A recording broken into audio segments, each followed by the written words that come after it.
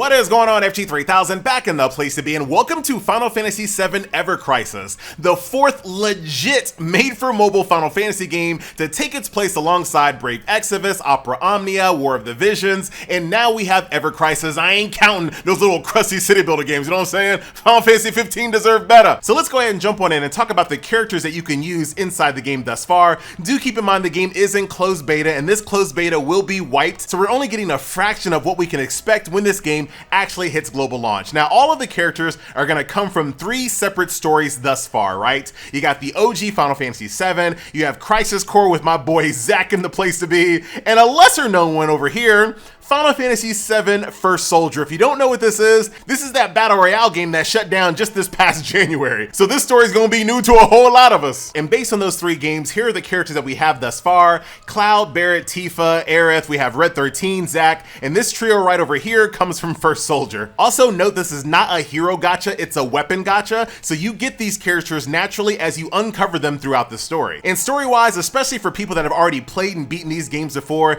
the story in this game is basically just a form of fan service, right? You're going to relive the major milestone moments of Final Fantasy VII and Final Fantasy VII Crisis Core in more of like a TLDR highlight reel type of fashion. So if you've never played these games before, you'll get kind of an idea of what's going on, but you're obviously not going to get the full story. And then like I mentioned a little bit earlier, Final Fantasy VII First Soldier is probably going to be new to a lot of us players out there. All right, so let's go ahead and jump on into combat. You can bring 3 heroes total. You can see my power up here is 45k. The recommended power for this stage is 50k, but unlike other recent gacha games out there, you're not going to be artificially penalized for not bringing the recommended power to combat. As far as the character equipment is concerned, you have a costume. You can get these out of the gacha and throughout the story. You have a limit break that you bring, 2 weapons, and then 3 materia. You also have sub equipment as well. So once you've gotten to a point where you have to replace a weapon that you previously powered up, it can become a sub weapon, which is basically a glorified stat stick. All right, so with all that being said, let's go ahead and jump on into combat. This is a stamina-based hero collector, so it's going to cost me 7 stamina to start that stage. We'll go ahead and leave that loading screen in so you can kind of get a feel for it, not too bad. Now, combat right now is on manual play, so I can kind of walk you through, right? So your characters will do their basic attacks completely automated. Now, what you can do as a player manually is cast your materia. So if I want Cloud to do a Quake Blow, for example, as long as I have the energy, I can make him cast it. I can make him cast a Cure himself, and I can switch between any of these characters as I choose to, right? So if I want Barret to do this fire burst, which is what I want to do, because you see how the fire burst is glowing, that means the enemy is weak against that attack. So you always want to obviously do attacks that your enemy is weak against. Another thing that you can do manually is change your overall tactics. So right now I'm in an offensive stance, but let's say the boss is about to do some really big, like, wind up attack, and I want to kind of hunker down. I can press this button right over here. This puts me in a defensive tactic here where I take less damage, wait for the boss to do his big attack, switch it back to attack stance. So we'll go ahead and speed up here. That is the game on its lowest speed setting. So right now this is ×2 speed, which is the highest speed setting. And it is boss time, my friend. So that is manual gameplay. The only thing I haven't showed you just yet is the limit breaks. So for right now, let's go ahead and turn this bad boy on. I'm gonna go on full auto so I can kind of explain how good this AI is, dude. Like, I have played many a gacha games with many an AI, but the AI here in Final Fantasy Ever Crisis is actually really good. So the AI will always prioritize whatever your enemy is weak against. So if Reno over here is weak against fire, let me see what he's weak against actually. Let's switch to Barret. Switch to Tifa. I don't have any of his weak, oh, I do, Blizzard. So Cloud is always gonna prioritize casting Blizzard against Reno because that is his weakness. The AI will always do that. The AI will also conserve energy points to ensure that you have a heal. And if that wasn't enough, the AI will also flip your tactics from offense to defensive way more often than you ever would, right? Like, as a normal player, you might turn it on defensive when you see a big attack coming, but you're probably not gonna flip back and forth to it constantly. The AI will. So to recap, right, the AI will make sure that it casts whichever element type the enemy is weak against. They will prioritize healing your team when they're weak. They'll flip back and forth between offensive and defensive tactics. They'll ensure that they're doing the correct sigil attacks to interrupt big boss attacks. Dude, the AI is legit. The only thing the AI doesn't do is cast your limit breaks. Like, the only thing they need you for is to do this right here. to cast ultimates. Now, if you chain them all together, you will get a damage bonus. So sometimes, or for the most time, you want to make sure you have all three of them built up at once to make sure you're doing as much damage as possible. And you can see, once again, I have these sigils that need to be activated in order to break these enemies. And you can see right over here, they're only prioritizing those attacks, right? The AI is so smart. In any other game, when it comes to AI and stuff like this, all they do is just kind of go through the same skill order over and over again. You know, skill 3, skill 1, skill 2, skill 3, skill, like something like that. Here in this game, dude, the AI automatically adjusts based on your enemy, right? So once again, if you're low on HP, it cures. If it needs a sigil, it switches the sigil. If it needs damage, it switches the damage. If it needs to hunker down, it hunkers down. So I think, at least based on the difficulty that I've seen in beta thus far, most of us are going to be playing this game pretty hands-off, which is not a big deal for most gacha gamers out there. But, you know, for people that aren't really used to mobile games and thought that maybe this game would be more akin to, you know, most Final Fantasy games where it takes a little bit more strategery in your combat, not yet, right? It can always change, but at least not with the content that we have here in the game thus far.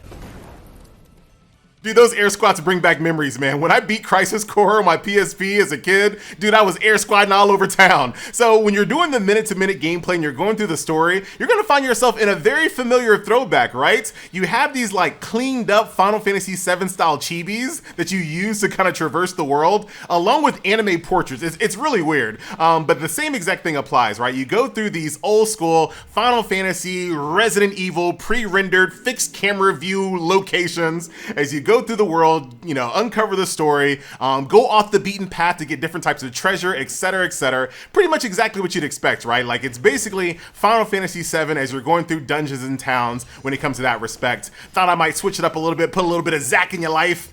Dude, this guy needs 2110. Can we break him? Come on, Red 13, baby. He is interrupted. We'll go ahead and just do some ultimates here. Little sled fang. Love to see. And like I said a little bit earlier, the characters that I have unlocked right now are just based on how far I got in the story. And there's only so much story in the beta. I've done all of the story of every single game thus far. So I've exhausted all of the story content. So I'll be looking forward to seeing what else comes to the game once we hit that global launch. The game already lets you know there's a lot more. So I assume, like, you know, for example, that Final Fantasy story will go through the entire Final Fantasy VII game, like all the way to the end, I assume, right? Oh yeah, and there's also randomized battles as well.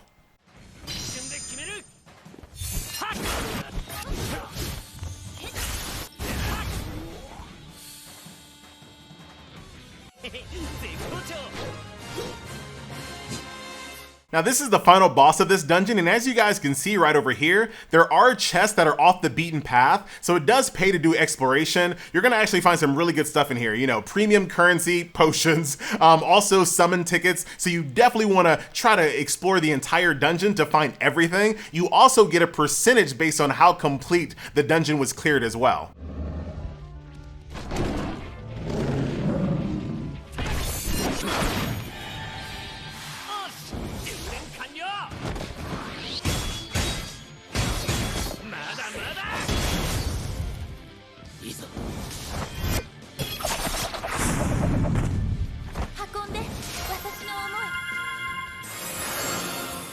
So we talked about the characters, the story, the combat. Let's talk about the auxiliary gameplay mode, starting off with the daily quest. Now that sounds really, really boring, but I do like this because it gives you an ability to kind of minimize your RNG. So what I mean by that is this. So every single day via these daily quests, I can specify which one of these weapon parts I want to farm for, right? So if I want to increase the power of my Buster Sword, I can go over here and say, you know what, I want this daily quest to reward me Buster Sword parts or Gatling gun parts, or, you know, maybe I'm working on Tifa and I want motor drive parts, etc., and I can go in here, specify which one of these parts I want to farm for, and complete the daily quest. Think about this the same exact way in other gacha games where you can farm character shards over time. Keep in mind this is a weapon-based gacha, so this gives you the ability to kind of do the same for weapons. Next up is Enhancement Quest, which are going to be your tried and true daily resource grind, which basically gives you everything you need to power up your weapons, your characters, as well as your materia. As far as quality of life, there is no sweep tickets or auto repeat, but you can multiply supply your stamina to get more drops per run. I don't have Summon Quest unlocked just yet because the power requirement to defeat that floor to unlock it is like triple what I have right now, but I assume there's another layer to combat which allows you to summon summons. And of course, it wouldn't be a mobile gacha game without a good old-fashioned tower mode, right? So defeat each floor, get rewards. The rewards you get in this game are going to be memories, which are basically character frags, but do keep in mind, this is not a character gacha. You don't get these by like summoning character dupes or anything like that, although they kind of function exactly the same, right? So as you gain these specific character memories, you can unlock this little passive stat tree, right? So I can say, you know what, I want to go ahead and unlock these. I have 20 Ares fragments right over here. So what I'll go ahead and do, click unlock, and it'll unlock all the nodes along that path, giving me HP, attack, etc., etc. And if I don't have the character specific ones, I can also use a universal one. And like I previously mentioned, this is not a character-based gacha game, so normally you get these fragments by summoning dupes for characters. In this game, dude, you get these fragments by buying them out of the shop, playing multiplayer, exchanges, logins, events, stuff like that. Story Quest is another gameplay mode that I don't have unlocked because it's not available in the closed beta. And then lastly, you have dungeons, which allow you to revisit the same locations from the story mode, but at a higher difficulty and new rewards. The game does also have multiplayer, but at the current time, there are no multiplayer battles available. Speaking of not available, events are not available here in the closed beta as well, so that's something to look forward to. And then last but not least, you got Chocobos. So Chocobos basically act as your tried and true dispatch mode, right? You send a Chocobo along with one of your characters, they go out on missions and they bring you back rewards. I assume in the future, certain Chocobos are gonna have different speeds and different effectiveness when it comes to dispatch. So that is basically the game thus far. You also have one more icon over here that I don't know what it does, but it feels like it's probably maybe guild, right? You got friends here and then whatever that is, it looks like something guildy. All right, so let's go ahead and end this video off as we always do with a nice little summon session. Yeah, the summon session's a little long, but you know what? We're gonna go ahead and do it. Dude, it's just a regular old, regular Cloud, dude. I want a fancy Cloud. But basically, you're just watching, I guess you're watching how much damage Cloud does here with this cross slash. Let's see. How much damage? Oh. That's actually different. There's a lot more animations that, oh, $9.99? Fever. That might be good. I don't know what I'm looking for. No, that looks like it's all couple purples. Oh, there's an orange. I can already see some hair there. I can already see some hair there. But that's basically the summon animation here. You get some blue weapons that you can use to basically, really early on, blue weapons are basically going to be fodder. You might use purple weapons for a little while, but for the most part, you're going to be using orange weapons, which is great because the drop rate on orange weapons is actually pretty good. I think it's like 7 per, don't quote me, I'll look after this. I think it's like 7-ish.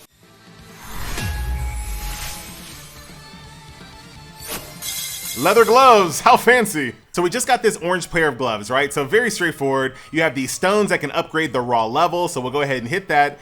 Instant enhance, now it is level 20. You also after that have to uncap the level, so this allows you to do a breakthrough. So once you uncap that, it will allow you to go from level 20 up to level 50. And then going back to those daily quests that we were talking about a little bit earlier, so you see these little leather glove parts over here. So I want to start farming for these on a daily basis. That way I can get 200 of these, and then I can do an overboost, which turns my weapon red, as you can see here on my Buster Sword. So that's gonna do it, my friends. A nice little look at Final Fantasy VII Ever Crisis. I thought we'd end the video off with the first soldier squad over here.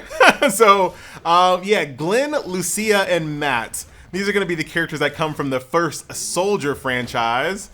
Get that break in, get that sigil break. Am I having a good time? I absolutely am. I love this world. I love these characters. Even the first soldier homies, they're actually not bad once you actually play with them in the story. Glenn is very cool. I really hope that they don't block emulators. I swear, dude, Final Fantasy games seem notorious on having like issues with emulators quite a bit.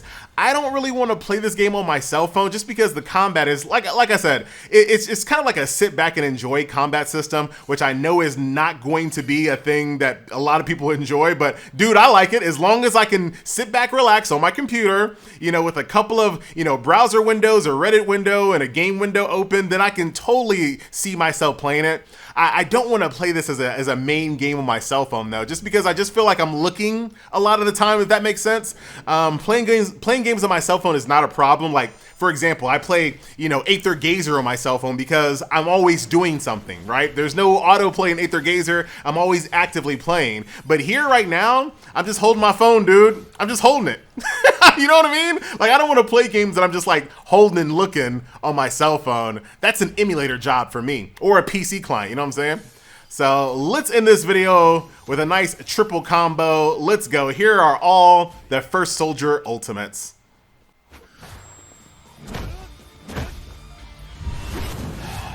Glenn is actually likable. Like 100% Glenn's pretty likable. Lucia, she's kind of whatever thus far. And Matt is like the brainiac. He's kind of boring. but Glenn is the truth so far. There you go. First Soldier, stand up.